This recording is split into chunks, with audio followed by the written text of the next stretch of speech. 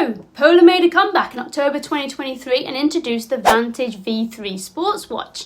But has the 3-year wait paid off? That's what we're all here to know. We at Running Shoes Guru tried and tested the V3 every day for over a month to see what the hype was all about. The look and feel to the watch, battery life, heart rate readings, training recovery, extra features like sleep boost, and of course navigation with some pros and cons. And no one gifted us the watch or asked us to review it. We're just really keen runners searching for the best kit out there. So, you know. Honestly, my jaw dropped when I first opened the box. I mean, what a massive improvement from its predecessor, the V2, just wow. Even though it's bigger and heavier, it doesn't look or feel that way at all. The V3 is 5 grams heavier, that's it, but at 57 grams in total, it's still mega light for the kind of watch it is. And it is 1.5 millimeters thicker than the V2, coming in at 14.5 millimeters off your wrist. You know, the straps are still silicone, but it's a much more expensive look to me. They help keep the watch looking super sleek and really help with the aesthetics, and they're quick drying, which is a bonus as well. It adds to the overall sleekness of the watch, the different straps. It matches the aluminium casing and the perforated buttons that are lush to click and easy to operate with sweaty hands. I'm not much of a red lover, but I'm pretty into this accent. What pulls it together is the colour popping screen. I mean, they could do so much more with the screen designs, but it's a huge improvement from the last one, so I'll just shut up. The V3 has a 1.39 inch AMOLED touchscreen with Gorilla Glass for scratch protection, which works well. And yeah, Polar still have that black border around the screen, but it's much less noticeable on the V3. Battery life. This was a weird experience for me. At first, this watch lasted like 9 days of full normal daily use. Perfect. And then, boom, chaos. I recharged it to 100% and that lasted for 2 days. Nothing changed in how I used it. I kept all the same syncing habits. I used it the same. I didn't train excessively. It's just been hit and miss ever since. And sometimes it lasts a week. And other times I'm topping up the battery like every other day. It's just a bit inconsistent. Polar claimed that it has 4 to 5 days of battery life with the always on screen activated, but I mean, that's not a great feature for the busy runner, the one who's always on the go, the one that's picking up the kids, compared to like the Coros Pace 3 that can go pretty much a month. It's really lacking against its competitors. To be honest, there was a few inconsistencies with the V3, and one being waking the screen. It's so small, but it's annoying enough on the run that it can really start to irritate you, especially for longer runs. It just really starts to grind on you. Yeah, my wrists are small, I'm small, should that matter? I don't know. But do I need another excuse to look like an idiot? You know, I've got to use big, comical, huge wrist flicks to try and get the watch to turn on. I mean, you can press a button, but if you don't lock the screen when you're out on a run, that can be annoying because you can end up pausing a workout or changing a data screen, and it's just, again, it's just more faff. It's small and quite nitpicky, but it is significant, especially if you're doing longer distances. There was more inconsistency with the V3, and in particular the heart rate readings.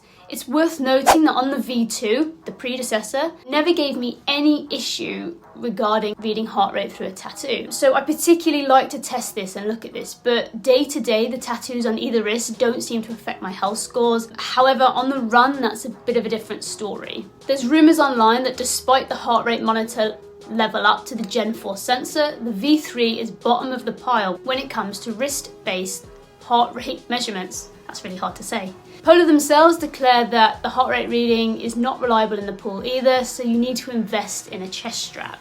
And that comes with 3 things. 1, extra cost. 2, another app. And 3, more connection woes. More on this in a minute. But it begs the question if the ECG is accurate too. You know, all these extra features that they add onto the watch, like how accurate are they then? At one point, it started to really mess with my sleep and recovery stats as well. So Polar told me to do a factory reset on the watch. I was hesitant, but I did.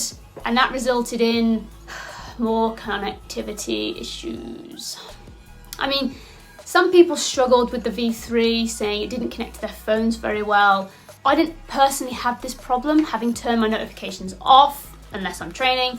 but a lot seem to find you either got no notifications or all at once. But my connectivity issue was with the H10 chest strap. I mean, considering you'd probably need one, it was just a nightmare. Like, I had to do a factory reset on the watch, I had to do a factory reset on the chest strap just to get a reconnection, and then spend a load of time setting the watch up again. Don't worry, the Flow app does keep all your data, so it's easy to sync over, but you do have to go through setting all your preferences again. It's just really time consuming, especially when you've waited the best part of a week to 10 days for Polar's customer service to help you out. But once you're back up and running, no pun intended, the V3 has great training and recovery features. I love Polar's recommendations for training from your sleep and recovery, be it supportive, strength, cardio, or whatever program you're on.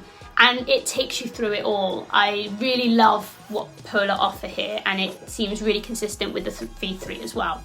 But considering you have to use Polar Flow's training plans, you can't import third-party plans unless you do it manually one by one. Who's got time for that? It doesn't alter the session you're meant to do, but you do have options to substitute it. The watch actually says, or you could do this stretch session, you could do this mobility session, you could do this core session, which is good for the mental side of training and the physical side, and keeping you injury free as long as possible, but also not thinking, oh, I've not trained today. You've substituted it because your body needed it, and that's really good for the mental demons. Absolutely love it. So regardless if you're a seasoned ultra pro runner or a first time couch to 5K runner, you benefit from the training load info. Essentially, it collects all your data, your strain and your recovery, and currently what you're training, what you need to be doing next, and it puts it into this easy to read infographic type thing on your watch, even down to what percentage of carbs and fat you've burned. I really like this touch. Training plans are plenty too. You do have to use Polar's. After a few questions and like the date of your race and stuff, you have a personalized plan ready to roll, whether it's 5K or the 26.2 miles. It just doesn't go any further than that as of recording. Night recharge or the orthostatic tests are epic to understand how you've slept and how you need to spend the day ahead, even down to heart rate variability. The V3 can go through so much detail of how your body is recovering throughout the night and how well you're training and how well you're adapting. So it can say, look, you need to take another day off, train easy, train easy. And you might have 3 or 4 days of that, but trust me, listen to it. Don't just ignore it because it knows better. It's reading your body in a way that you can't. It might be a bit too much for beginners, but Polar offer it in a really digestible little package, so it's a bit hard to be overwhelmed by all of it. If you want to look into it, you can, but also you can have sort of a beginner's outlook, which is fantastic as well. Honestly, I don't know why we have the sleep boost window.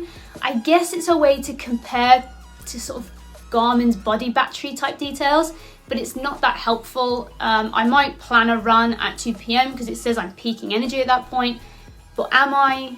I don't know. I'm not really sure how accurate this is or how useful it is. Another small nitpicky con perhaps is the measurement system. It's a bugbear of mine with the Polar. It's choosing an imperial or a metric based data setup and then not being able to change little bits. I mean, I prefer to run in miles but use degrees Celsius for the weather, and unfortunately it can't be chopped and changed, so I'd have to go in kilometers and Celsius or miles and Fahrenheit. Again, it's nitpicky, but Garmin can do it.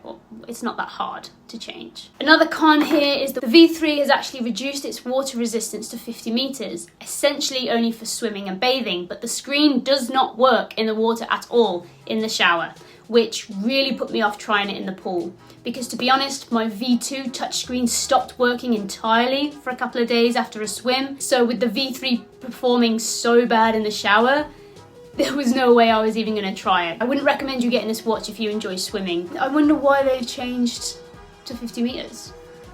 Alright, the maps. The first Polar model to utilize offline maps. You do not need it. I'm going to put it out there. Polar's GPS system is absolutely fantastic, and I returned to my hotel in the dark in a foreign country with ease, having not yet downloaded the offline map system. But they do make the screen look brilliant. Polar introduced the dual frequency GPS to the V3, enhancing the outdoor tracking accuracy for running. But I thought the V2 was excellent for this, so I didn't know, I wonder why they did that, because it was already a very good system that they had. You do get a free offline map download, However, to actually access it, it's quite a faff online. You need a lot of programs and connections, especially if you're an iOS user, so just bear that in mind as well.